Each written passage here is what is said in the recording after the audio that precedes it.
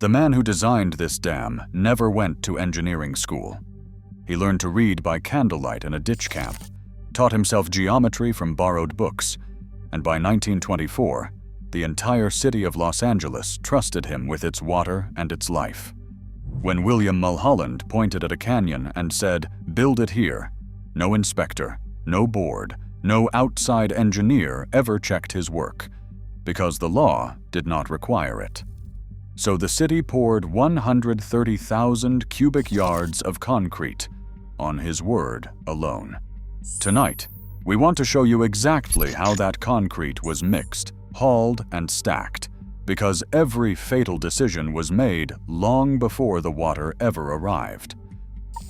To understand the dam, we have to understand the man, because in this story, they are almost the same thing. William Mulholland arrived in Los Angeles in 1877 with almost nothing. He took a job as a ditch tender for the private water company, clearing weeds and debris from the zanjas that carried the city its drinking water. He had no diploma, no formal training, and no connections. What he had was a habit of reading every engineering book he could borrow, late into the night, until the mathematics of moving water became second nature to him. He rose through that company by sheer competence, and when the city bought the water system in 1902, Mulholland became the superintendent of the new Bureau of Waterworks and Supply. Then came the achievement that made him a legend. Between 1908 and 1913, Mulholland directed the construction of the Los Angeles Aqueduct, a system that carried water 233 miles across open desert and mountain, entirely by gravity, with no pumps. It was one of the largest public works projects in the country, and it came in under budget and ahead of schedule. When the first water tumbled down the Cascades into the San Fernando Valley, Mulholland reportedly turned to the crowd and said only, "There it is, take it." After that, the city did not question him. He had earned a trust that bordered on reverence, and that trust is the quiet engine underneath everything that followed. By the early 1920s, Los Angeles was growing faster than almost any city on Earth, and all that aqueduct water needed somewhere to be stored. The city needed reservoirs close enough to the population to guarantee supply through droughts, earthquakes, or sabotage. Mulholland chose a narrow gorge called San Francisco Canyon, about 40 miles northwest of downtown, where the aqueduct already ran, and where two hydroelectric powerhouses already generated electricity. A dam here could hold a year of emergency water for the entire city. On paper, it was the obvious choice. In the rock, it was something else entirely, and we will come back to that rock, because it matters more than almost anything else in this story. Mulholland did not design the St. Francis Dam from scratch. He based it almost directly on another dam he had just finished, the Mulholland Dam in Weed Canyon, the structure that still holds back the Hollywood Reservoir today. The two designs were nearly identical curved concrete gravity dams, and that decision felt safe at the time. The Hollywood Dam was performing well. Why reinvent a design that worked? The plans and specifications for St. Francis were drawn by a bureau engineer named Edgar Bailey, working under Mulholland's direction, and adapted from those earlier Hollywood drawings. The whole thing was a city project from end to end. The city of Los Angeles designed it, the city built it with its own crews, and the city supplied the cement. There was no general contractor bidding for the work, no outside firm with its own engineers looking over anyone's shoulder. That sounds like a small administrative detail, but hold on to it, because it explains why so much of what we are about to describe was never written down. Construction began in the spring of 1924. The first task was simply to make the canyon workable. Crews cleared brush and loose rock, graded access roads, and set up a construction camp for the roughly 150 men who would live and work on the site. This was not the kind of operation with thousands of workers that you might picture from the Hoover Dam a decade later. This was a relatively small, tight crew, working steadily, under a construction superintendent named Stanley Dunham, who reported directly up to Mulholland and his trusted assistant, Harvey Van Norman. The scale was modest. The ambition was not. It is worth pausing on what kind of operation this really was, because it shaped everything. A federal dam of this size would have come with a thick book of specifications, a resident engineer from the Bureau of Reclamation, independent testing of every batch of concrete, and a geologist's report on the foundation signed and filed before a single shovel moved. St. Francis had almost none of that apparatus.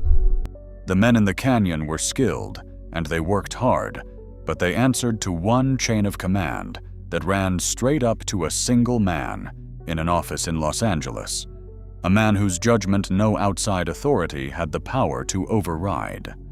When a question came up about whether the rock was good enough, or whether the concrete was strong enough, the answer came from inside the Bureau, checked by no one but the Bureau. That structure was not unusual or illegal for a city project in 1924. It was simply how Los Angeles built things, on the strength of Mulholland's name. And it meant that the ordinary friction that catches mistakes on a great project, the second opinions, the outside reviews, the required sign-offs, was almost entirely absent here. If you appreciate construction history, told with the real engineering left in, take a moment to subscribe, because this is the only place we tell these stories in this kind of depth, and we have many more on the way. Before any concrete could be poured, the crews had to reach solid rock for the foundation. This is where the first real machine enters our story, and where we have to be honest about the limits of the record. To cut the keyway, the trench in the bedrock that would anchor the base of the dam, the Bureau used a track-mounted steam shovel. The keyway was the anchor for everything that followed. We know this from construction photographs that survive in the archives, which show a crawler steam shovel biting into the reddish rock of the right abutment around March of 1925. Here is the honest part. No surviving record tells us the manufacturer or model of that shovel.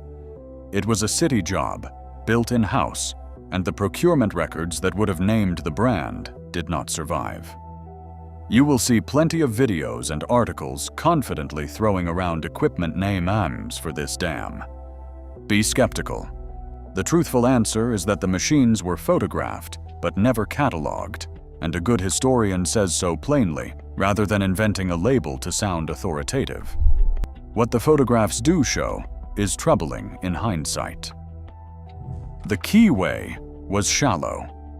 On the right side of the canyon, the excavation went only about 10 feet into the rock before Mulholland judged it solid enough to build on. On the left, the eastern side, it reached perhaps 15 to 20 feet. For a structure that would eventually hold back 12 billion gallons of water, that is a remarkably thin grip on the earth. A modern dam of this height would be keyed far deeper, with the foundation explored by core borings, drilled dozens of feet down to map exactly what kind of rock lay beneath. At St. Francis, the exploration was largely done by eye, by looking at the freshly cut rock and judging its sound.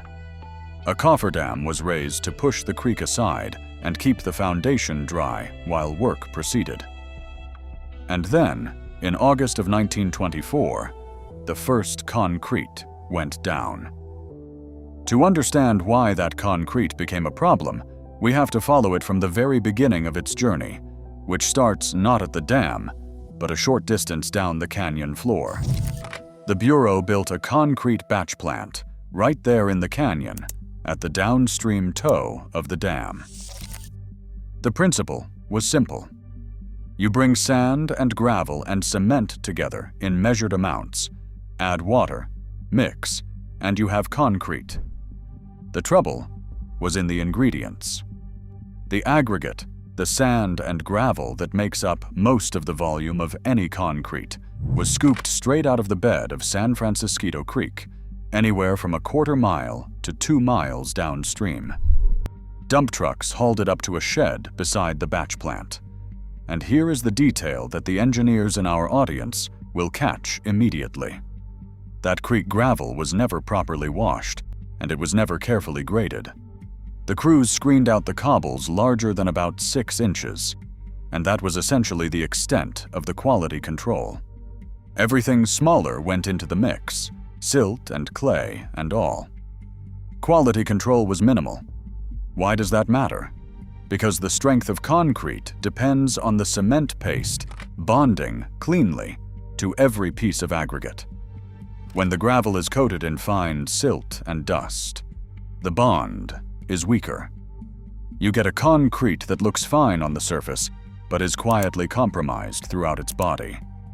The mix itself used roughly 4 sacks of Portland cement per cubic yard, which was the same proportion the Federal Bureau of Reclamation used on its dams. So the recipe was not unusual for the era. But the recipe is only as good as what you put into it, and what went into St. Francis came out of a creek bed with a screen, and not much else. We are about to climb the wall itself and watch it rise, and this is the part almost no one ever shows you. Stay with us, because the way this concrete was placed is at the very heart of why the dam could not hold. Now we reach the machines that actually built the wall, the cable towers and the troughs, and this is where the construction of St. Francis Dam becomes genuinely fascinating. Picture the canyon. The batch plant sits down on the floor. The dam has to rise more than 200 feet above it. So how do you get wet concrete from the plant up and out across a growing wall? The answer was a system of tall towers strung with cables.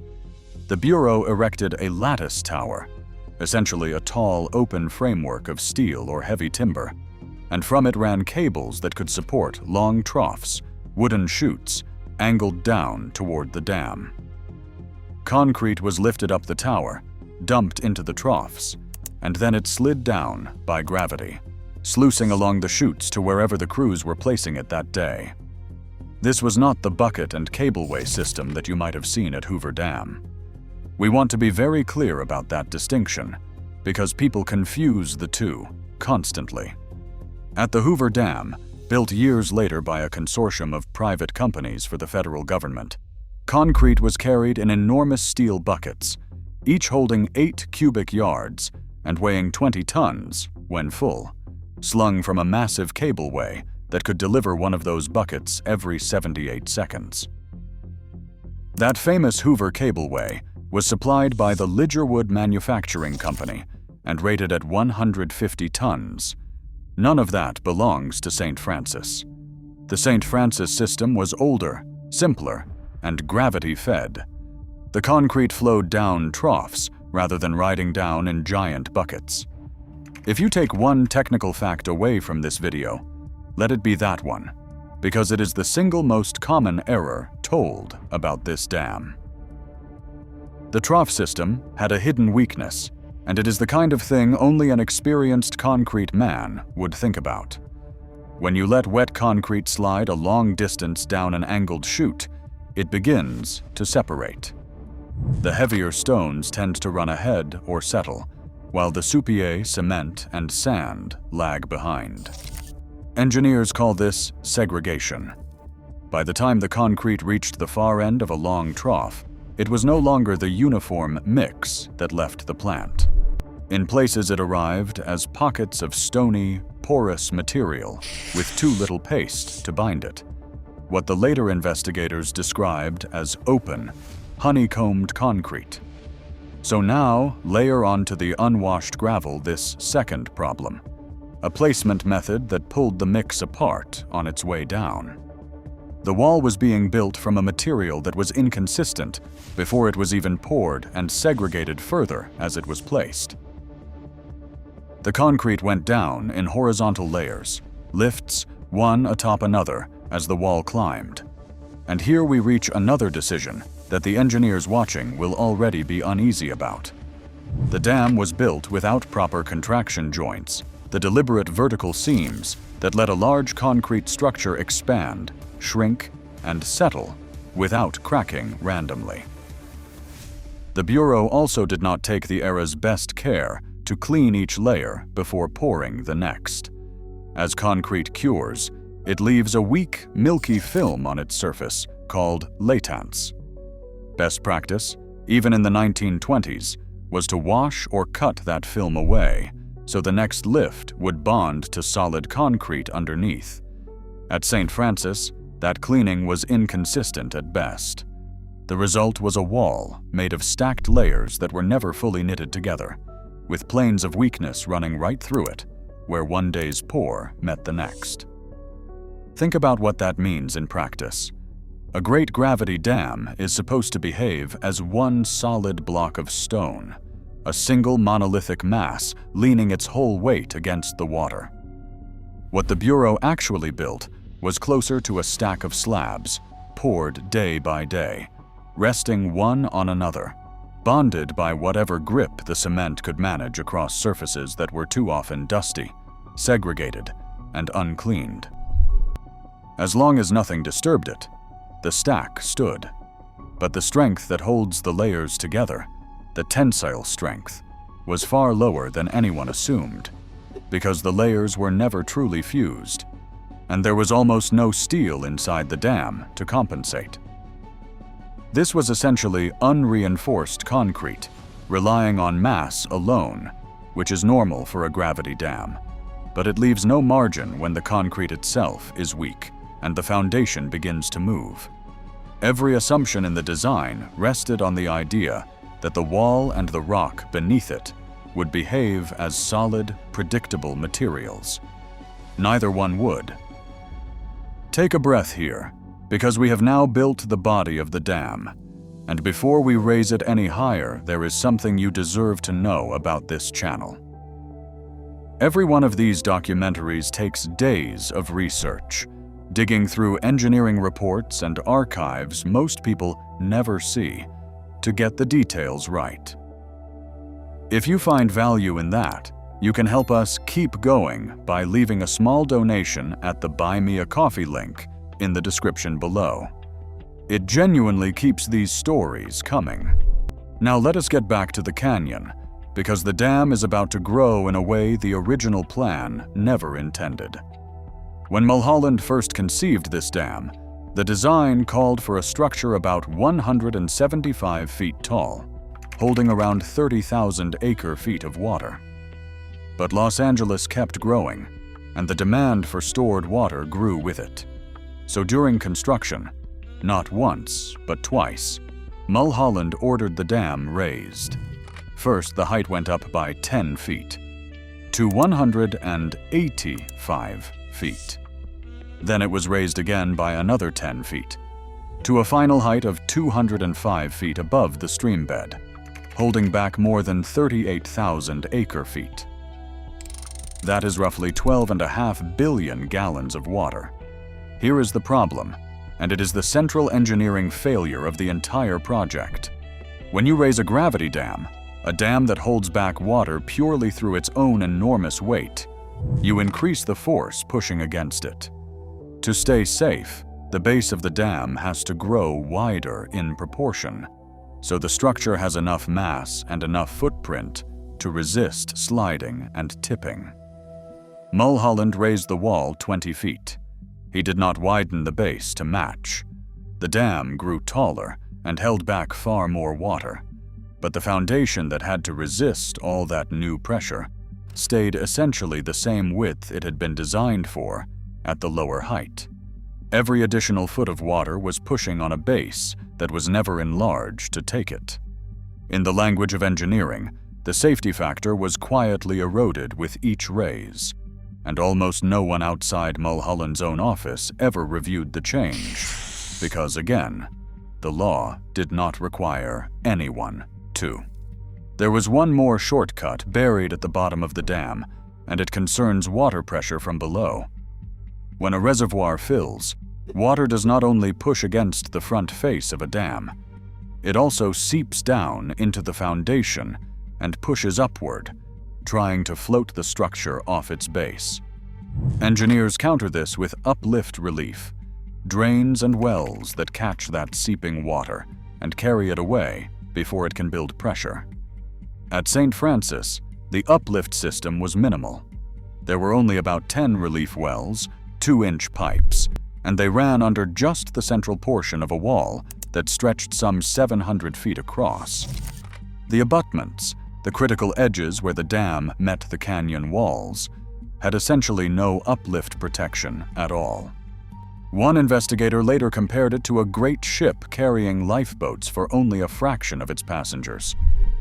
And now we have to talk about that rock, because we promised we would, and because in the end, it may be the thing that mattered most. Stay with us, because everything we have described so far was about to meet a foundation that could not hold it. The geology of San Francisco Canyon was, to put it plainly, a quiet disaster waiting beneath the entire project. The two walls of the canyon were made of completely different and equally treacherous rock. The eastern abutment, the left side as you face downstream, was a formation called Pelona schist. Schist is a layered, foliated rock, and this particular schist was slick along its layers, almost greasy in places, with planes that could slide against one another. Worse, the eastern hillside was sitting on top of an ancient landslide, a mass of rock that had failed and moved in the distant geological past and could be coaxed into moving again.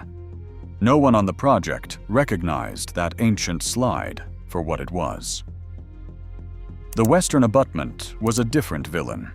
It was a reddish sedimentary rock, a conglomerate of the Sespe and related formations, and it had a fatal property. When this rock got wet, it weakened dramatically.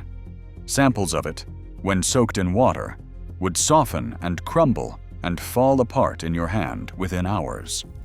The technical term is that it slaked, and this is a rock that Mulholland chose to anchor one side of a dam that would, by definition, hold tens of billions of gallons of water against it for years. As the reservoir filled, the western foundation would be soaking in that water, the very condition guaranteed to destroy its strength. To make matters worse, running through the canyon near the contact between these two rock types was an old, inactive fault line. It was not an earthquake risk in the way people usually fear, but it marked a zone where the rock was broken, sheared, and weak, exactly the kind of ground you do not want to anchor a dam across. The eastern schist, the western slaking conglomerate, and the broken fault zone between them formed a foundation that was flawed from one canyon wall to the other. There was, in truth, no good place to put a dam in this canyon, and certainly not one of this height. But the canyon was convenient. The aqueduct already ran through it, and the man making the decision was looking at the problem through the eyes of a water engineer rather than a geologist. The tragedy is that the warning signs were readable, if anyone had been trained to read them or required to look. The reddish western rock was visibly different from the schist. A geologist of the era, brought in to study the abutment specifically, might well have flagged the slaking conglomerate and the ancient slide. But this was a city project run by a self-taught engineer who trusted his own eye and his own long experience, and whose experience came from the desert aqueduct and from a nearly identical dam in Wide Canyon that happened to sit on more forgiving ground. Mulholland looked at the St. Francis site and saw rock that was hard enough to build on. He did not see, because he was not looking for, the chemistry and the structure hiding inside it. His superintendent Stanley Dunham would later testify that their tests showed the rock hard and of the same nature throughout, a judgment that we now know was simply wrong. By the spring of 1926, the dam was essentially complete. The wall stood 205 feet tall across the canyon, with a long wing dike extending along the western hillside to close off a low saddle in the terrain. On March 1st, the Bureau closed the gates and began letting the reservoir fill. Over the next 2 years, the water rose behind the dam, slowly, foot by foot, as Los Angeles banked its emergency supply. The whole project had cost in the neighborhood of $1.25 million, a bargain for a year of water security for a great city. Mulholland had done it again, or so it seemed. But the dam began to speak, in the language dams use, which is cracks and leaks. Some cracking in a new concrete dam is normal as the structure settles and the concrete cures. Mulholland and Van Norman inspected the cracks personally and judged them ordinary. Water began to appear at the abutments, seeping through and around the foundation, and the flows grew as the reservoir climbed toward full. The dam keeper, a man named Tony Harnischweger, who lived with his family in a cottage just below the dam, watched those leaks with growing worry. We mention his name deliberately because there is a hard fact attached to it that we will come to, and because the men in this story were not abstractions. They lived in the shadow of the thing they built. We have now followed this dam from a self-taught engineer's vision, through the steam shovel and the shallow keyway, through the creek gravel and the batch plant, up the troughs and the cable tower, through 2 height raises and a foundation of slaking rock and ancient landslide. We have built the whole thing together, decision by decision. If this story of how it was really built has held you this far, please consider subscribing, because this is exactly the kind of construction history we cover on this channel and nowhere else, and your support tells us to keep making them. There is only the final chapter left, the one the rest of the internet obsesses over, and we are going to treat it with the restraint it deserves. On the morning of March 12, 1928, the reservoir stood just 3 inches below the spillway, essentially full for the first time. That same morning, the dam keeper Tony Harnischweger discovered a new leak on the western abutment, muddy water. And that is the signal every dam engineer fears, because clear water is just seepage. But muddy water means the foundation itself is being carried away. He was alarmed enough to summon Mulholland. Mulholland and Van Norman drove out and inspected the dam personally that morning. They examined the muddy leak, traced it, and concluded that it was coming from a road cut nearby rather than from beneath the dam itself. They judged the dam safe. They drove back to Los Angeles. It was the last inspection the St. Francis Dam would ever receive. Just before midnight on that same day, March 12th into the 13th of 1928, the dam failed. We will not dwell on the flood in the way so many tellings do, but you deserve the facts stated plainly, because facts are what this channel is built on. The collapsing reservoir sent a wall of water down San Francisco Canyon and on through the towns and farms below, all the way to the ocean, 54 miles away. Tony Harnischweger and his family, in the cottage just below the dam, were among the first to die, and their bodies were never recovered. By the time the water reached the sea before dawn, it had killed at least 431 people, and likely more, because many of the dead were migrant farm workers and laborers whose names were never fully counted. It remains one of the worst civil engineering disasters in American history, and the worst loss of life in California in the 20th century, outside of the 1906 earthquake. When the sun came up and the canyon was surveyed, one piece of the dam was still standing.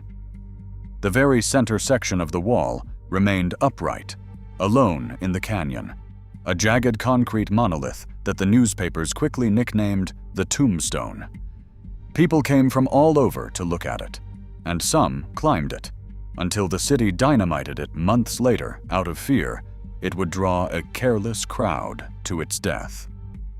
That lone standing fragment told the engineers something important. The center had held, while the sides, The abutments anchored in the schist and the slaking conglomerate had given way. The foundation had failed before the concrete did. What followed was an inquest, and it is here that William Mulholland gave the construction world a line it has never forgotten. Standing before the coroner's jury, with 400 dead and his life's reputation in ruins, the man who had built the aqueduct and been worshipped for it refused to spread the blame. He said, "Do not blame anyone else. You just fasten it on me. If there was an error in human judgment, I was the human. And in perhaps the most haunting thing any engineer has ever said in that situation," he told them, "I envy the dead." He took the full weight of it onto himself, publicly and without flinching, and that act of responsibility is, to many in the engineering world, the one redemptive thread in the whole tragedy. The inquest cleared Mulholland of criminal wrongdoing, but it ended him. He resigned from the Bureau later that year and lived out his remaining 7 years largely in seclusion, a broken man, until his death in 1935. The self-taught genius who carried Los Angeles its water was undone by the one thing his brilliant, untrained eye could not see: the rock beneath his greatest wall. But the most important legacy of the St. Francis Dam is not the tombstone or even the lives lost. It is what the disaster forced the state of California to change, and the change was profound. Before 1928, a municipality like Los Angeles could design, build, and approve its own dam with no outside review whatsoever. That is the entire reason no independent engineer ever checked Mulholland's foundation or questioned his height raises.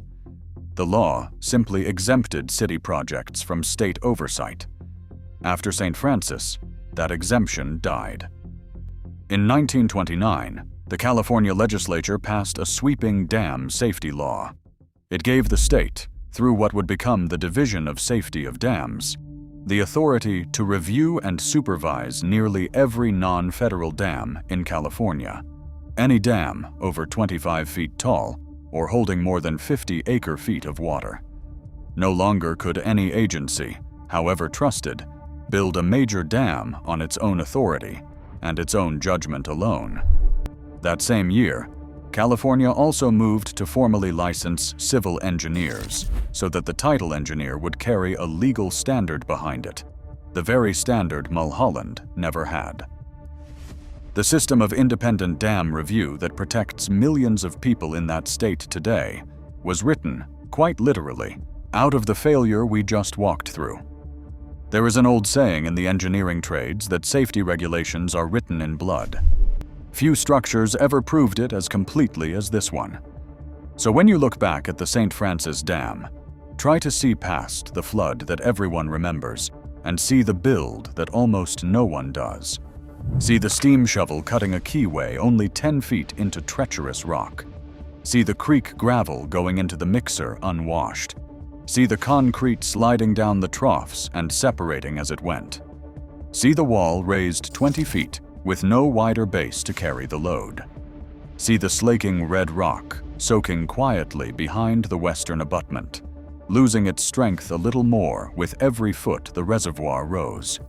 None of those were acts of the flood. Every single one was a decision made during construction, by good men working hard, under a brilliant engineer who had simply never been told that trusting himself was not the same as being right. That is the real lesson of the St. Francis Dam, and it is why we tell the story of the build, and not just the break. The disaster did not begin at midnight on March 13th. It began the day the first unwashed shovelful of gravel went into the mixer, and it was sealed the day a self-taught engineer raised a wall higher without making its foundation stronger, with no one on earth empowered to tell him no. If you want more stories like this one, the real engineering behind the structures that shaped the modern world, the machines, the men, and sometimes the mistakes, then subscribe and ring the bell so you never miss one. We have a great deal more to build with you, Thank you for watching, and we will see you in the next one.